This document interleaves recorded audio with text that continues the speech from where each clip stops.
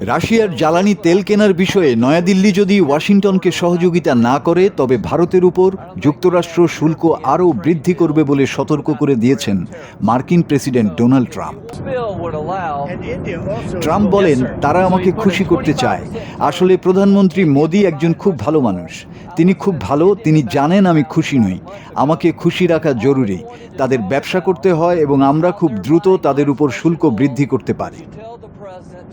মার্কিন নীতি এবং ভারতের সঙ্গে বাণিজ্য সম্পর্ক নিয়ে সাংবাদিকদের সঙ্গে বৈঠকে ট্রাম্প বলেন, তার প্রশাসন আশা করছে রাশিয়ার তেল আমদানি কমাতে নয়াদিল্লি থেকে সমর্থন আরও বাড়বে। ট্রাম্প আরও বলেন, এবছরের শেষ নাগাদ ভারত রাশিয়ার তেল কেনা বন্ধ করে দেবে।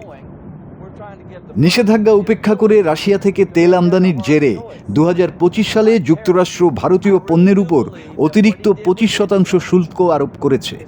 তার আগেও 25% পাল্টাপাল্টি শুল্ক আরোপ করা হয়েছিল।